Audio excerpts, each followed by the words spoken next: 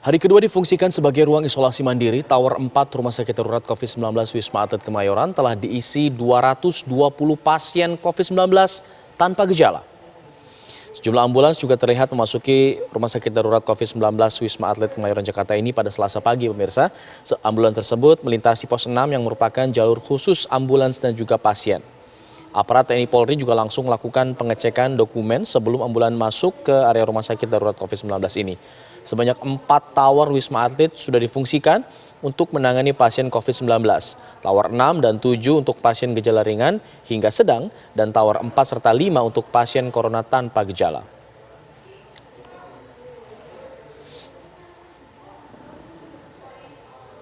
Untuk mengetahui informasi terkini dari Rumah Sakit Darurat Wisma Atlet, kita akan bergabung dengan reporter TV One Rizky Darmansyah yang berada di lokasi.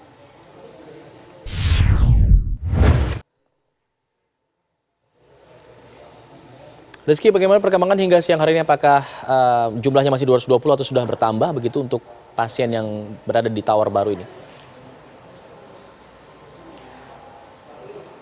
Ya, baik Alfat dan juga pemirsa, hari ini merupakan hari kedua semenjak kemarin Tower 4 Wisma Atlet Kemayoran Jakarta ini difungsikan sebagai flat untuk isolasi mandiri bagi pasien COVID-19. Kita tahu difungsikannya Tower 4 ini akibat Tower 5 yang kondisinya sudah hampir memenuhi kapasitas ataupun sekitar 90%. Mengenai jumlah, data yang kami peroleh hingga pukul 8 pagi tadi, sudah ada 220 pasien OTG yang menempati Tower 4 Wisma Atlet Kemayoran ataupun Rumah Sakit Darurat COVID-19 ini. Dan untuk memperbaharui data, kita akan tanyakan langsung dengan koordinator operasional Kakasdam Jaya. Sudah ada Kolonel CKM Dr. Stefanus Dodi. Dokter, selamat siang. Mungkin kita perbaharui data terlebih dahulu. Sudah ada penambahan kah? Karena tadi pagi 220 jumlahnya, dokter.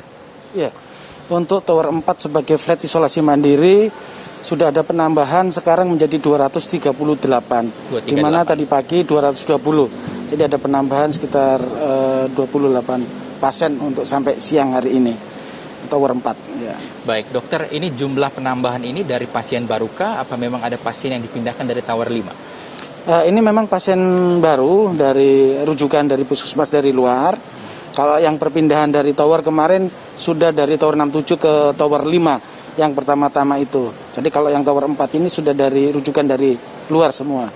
Baik dari puskesmas maupun dari puskesmas ya, maupun dari beberapa wilayah DKI maupun di luar DKI. Oke, baik. Dokter Doni, untuk kondisi tower yang lain kita tahu sebelumnya 67 sudah difungsikan untuk gejala sedang ringan dan tower 5 juga sama untuk OTG. Kondisinya seperti apa? Kapasitas dan jumlahnya?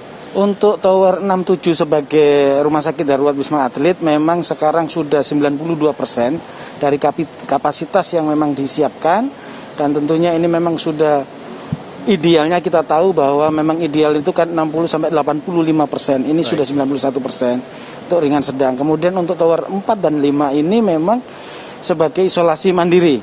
Ya tentunya untuk pasien dengan COVID positif 19 tanpa gejala. Dan sekarang pun sudah dari Tower 5 sendiri sudah 91%, dan Tower 4 kita sedang berisi 238 itu. Baik, Dokter Doni, kalau kita bisa berbicara mengenai tren dari pasien-pasien COVID yang masuk dan juga ditangani di Wisma Atlet atau Rumah Sakit Darurat COVID-19 ini seperti apa, dokter? Ya, memang tren yang saat ini kita lihat khususnya untuk Rumah Sakit Darurat untuk dengan gejala ringan sedang, itu ada peningkatan ya dari mulai 1 September kita kelihatan sudah di atas 100 terus ya. Bahkan yang tertinggi adalah kemarin 278. Hari ini, ya laporan hari ini yang tadi malam itu 179 pasien baru yang masuk ke gejala ringan sedang. Jadi cukup tinggi juga untuk untuk pasien yang masuk dari rata-rata yang ada. Baik, Dokter Doni, berarti ada di angka tertinggi sempat 270 pasien yang masuk per hari, dokter ya. Baik, berbicara mengenai isolasi mandiri, kita tahu informasinya pemerintah Provinsi DKI Jakarta telah menyiapkan sejumlah hotel untuk pasien OTG isolasi mandiri. Lalu bagaimana koordinasi dengan pihak Wisma Atlet dan pembagiannya nanti seperti apa, dokter? Jadi kalau yang kemarin di dalam kegiatan rapat itu memang kita menyiapkan Tower 4 dan 5 sebagai isolasi mandiri. Kalau ini penuh memang disiapkan juga di Pademangan. Tower 8 dengan kapasitas 1.500 maksimalnya. Kemudian dari pemerintah DKI juga menyiapkan 10 hotel untuk isolasi mandiri. Tapi sampai saat ini masih belum difungsi, masih melihat ketersediaan kita. Kami masih mampu, jadi diharapkan sini dulu dipenuhin dulu, nanti baru ke tempat lain. Selain itu juga ada dua tempat lagi dari Pemda DKI yang disiapkan untuk isolasi mandiri. Demikian. Baik dokter, itu tadi mengenai tempat isolasi mandirinya. Lalu saya pantau juga ada sejumlah dokter yang saat ini datang atau bantuan tenaga medis. Betul. Seperti apa kondisinya saat ini Pak sebenarnya untuk tenaga medis sendiri?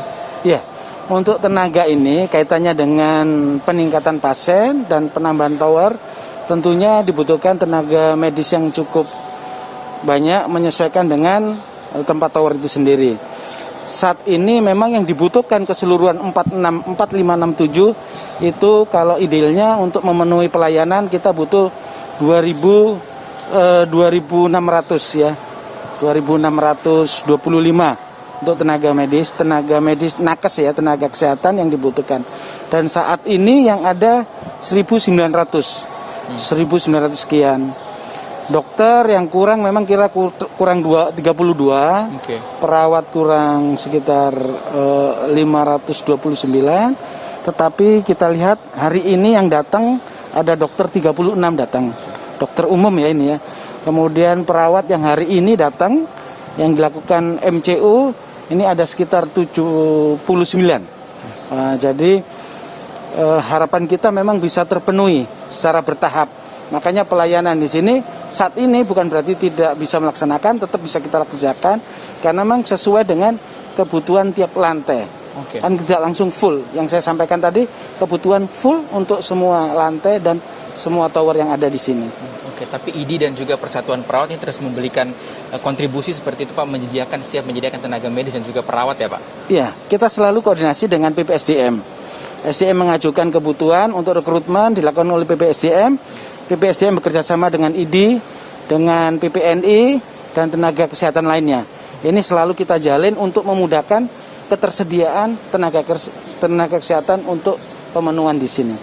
Baik, Bapak terakhir mungkin antisipasi yang akan dilakukan oleh pihak Wisma Atlet sendiri untuk menangani pasien dan juga kondisi-kondisi tenaga medis yang kita tahu banyak yang kelelahan menangani pasien seperti apa?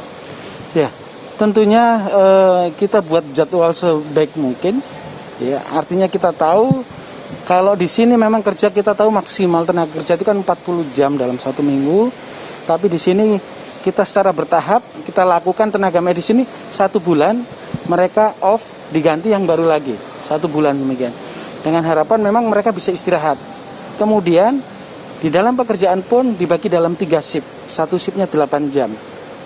Dengan demikian mereka punya kesempatan istirahat. Jadi nggak langsung 24 jam langsung, mereka begitu kerja mereka punya kesempatan istirahat lebih dari 24 jam. Baru masuk, contoh masuk pagi nantinya masuk siang. Tentu kan lebih dari 24 jam mereka istirahat. Ini salah satu kiat kita supaya tenaga kesehatan ini bisa memulihkan tenaga. Selain itu memang ada pemulihan untuk semangat bekerja. Kita menggunakan dari psikologi. Kita ada ice breaking Sabtu dan Minggu. Itu salah satu membuat mereka tetap semangat. Ya, itu yang penting bagi mereka. Baik, terima kasih Dokter Doni atas kesempatannya. Sehat selalu dokter. Kita tahu walaupun telah diantisipasi ada sejumlah tower yang disiapkan, kita harapkan tidak ada penambahan angka sehingga kasus COVID-19 di Jakarta maupun nasional di Indonesia ini terus mengalami penurunan hingga nantinya pandemi ini selesai. Kita kembali pada Anda di Studio Alfat Tauhid. Rizky Darmansyah mengabarkan langsung dari Rumah Sakit Darurat COVID-19 Wisma Atlet Jakarta.